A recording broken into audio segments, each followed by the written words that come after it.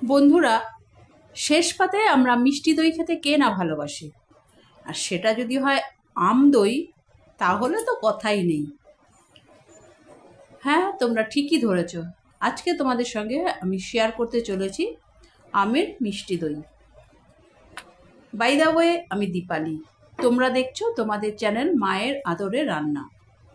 তাহলে চলো কথা না বাড়িয়ে আমরা সরাসরি রেসিপিতে চলে যাই। দেখো, আমি একটা গামলায় সামান্য জল দিয়েছি। এই জলটাকে একটু গরম করে ফেলে দেবো। এবার আমি এই গামলায় দুধ ঢেলে দিচ্ছি। আমি নিয়েছি 1 লিটার দুধ, ফুল ক্রিম মিল্ক। দুধটা ঢেলে দিচ্ছি।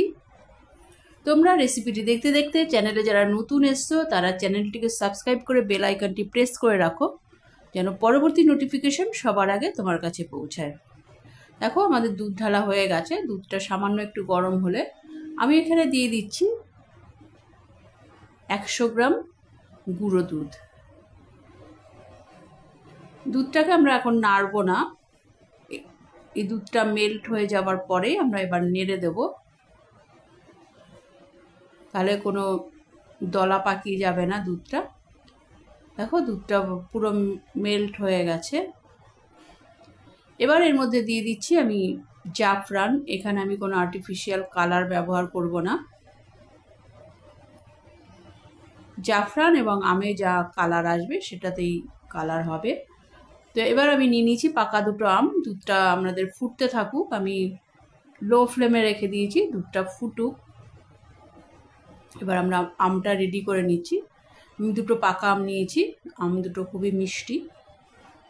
তোমরা আম যে কোনো আমই নিতে পারো, তবে খেয়াল রাখতে হবে আমটা যেন টক না হয়। আমের সাইডগুলো আমি কেটে নিচ্ছি। একটা কাটা হয়ে গেছে, এবার আর একটাও কেটে নিচ্ছি।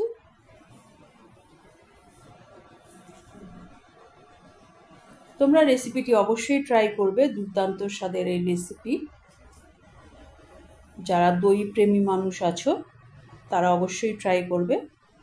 দেখো, আমের সাইডগুলো থেকে এবার আমের পাল্পটা আমি বার করে নিচ্ছি, আমের শাঁস। এবার মিক্সির জারের মধ্যে দিয়ে দিচ্ছি।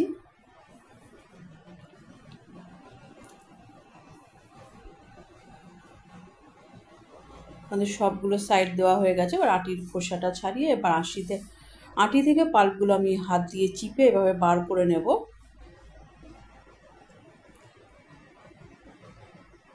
দেখো, দুটো আটি আমাদের দেওয়া হয়ে গেল পাল্পটা মিক্সির জারের মধ্যে। এবার ঢাকনা বন্ধ করে আমি পেস্ট বানিয়ে নেব। দেখো, আমাদের ম্যাঙ্গো পেস্ট রেডি।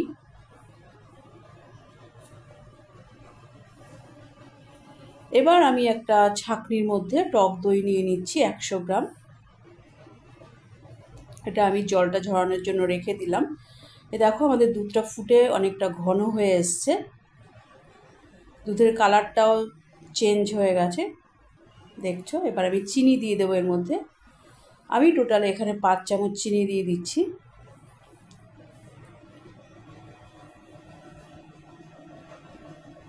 পাত্রের গায়ে ক্রিমগুলো যেন লেগে না থাকে, সেই জন্য আমাদের এভাবে বারবার করে নাড়তে হবে এবং ক্রিমটা দুধের সঙ্গে মিশিয়ে দিতে হবে, তাহলে দইটা ভীষণই টেস্টি হবে।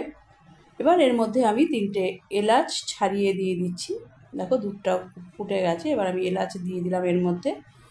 ভালো করে নেড়ে দিচ্ছি। আমি 1 লিটার দুধকে ফুটিয়ে 600 ml করে নেব। সরি,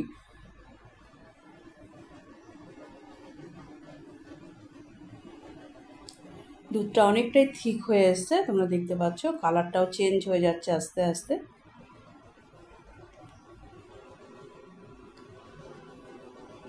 দেখো, দুধটা আমাদের রেডি, 600 ml হয়ে এসছে।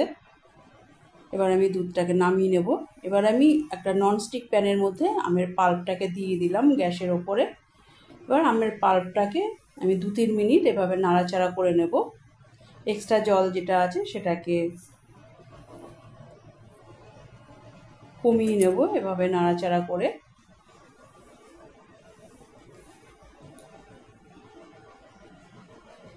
দেখো, আমাদের আমের পাল্পটা রেডি অলমোস্ট।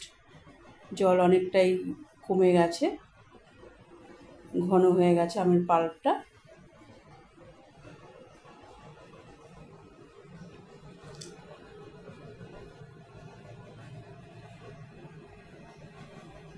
এবার আমরা এটা নামিয়ে ঠান্ডা করে নেব।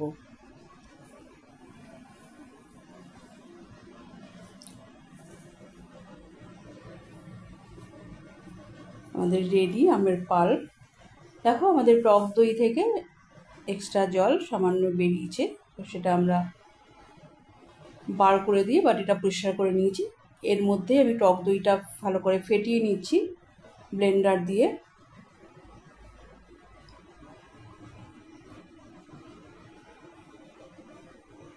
দেখো টক দইটা ফেটানো হয়ে গেছে, এর মধ্যে আমি আমের পাল্পটা দিয়ে দেবো। আমের পাল্পটা এর মধ্যেই ঠান্ডা হয়ে গেছে, তো টক দইয়ের সঙ্গে আমটাকে ভালো করে মিশিয়ে দেবো।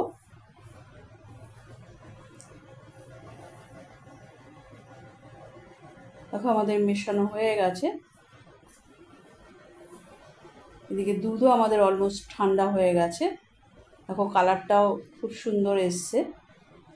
এবার আঙুল দিয়ে দেখতে হবে যে আমরা আঙুল এর মধ্যে রাখতে পারছি কিনা কিছুক্ষণ।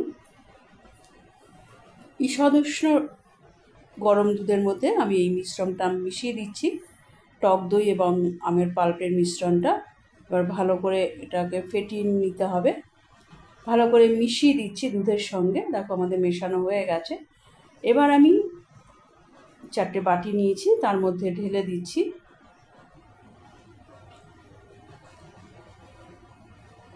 তোমরা রেসিপিটি অবশ্যই ট্রাই করবে এবং কমেন্ট করে আমাকে জানাবে যে কেমন লাগলো তোমাদের।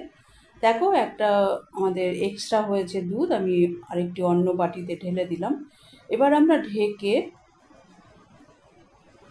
1 ঘন্টা আমি ছাদের রোদে রেখে দেব।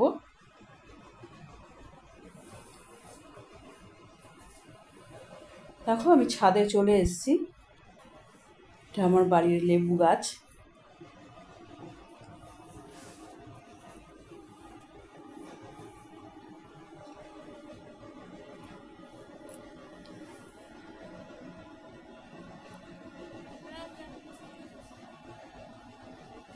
দেখো আমি ঢাকনা খুলে দেখাচ্ছি, একদম জমে গেছে। কালারটাও কত সুন্দর এসছে দেখো, উইদাউট এনি আর্টিফিশিয়াল কালার। দেখো পড়ে যাচ্ছে না। আমি আর একটা বাটিও দেখাচ্ছি। দেখো একদম দই জমে গেছে। এবার আমি ঢেকে রুম টেম্পারেচারে ঠান্ডা করে ফ্রিজে ঘন্টাখানেক রেখে দেব। দেখো আমি ফ্রিজ থেকে বার করে দেখাচ্ছি, প্রপার সেট হয়ে গেছে দই ফ্রিজে রাখার পরেও, এবং খুব ভালো সেট হয়েছে। আগেই দই জমে গেছিলো, ফ্রিজে রাখার পরে আর একটু ভালো সেট হয়েছে। দেখো আমি উল্টে দেখাচ্ছি, একদম পড়ে যাচ্ছে না, খুব ভালো জমেছে। রেসিপিটি কেমন লাগলো কমেন্ট করে অবশ্যই জানাবে। ভালো লাগলে লাইক করে দিও এবং তোমার প্রিয়জনদের সঙ্গে প্রচুর প্রচুর প্রচুর শেয়ার করো। দেখো আমি দই কেটে দেখাচ্ছি, কত সুন্দর। পরবর্তী এপিসোডে দেখা হচ্ছে। নমস্কার।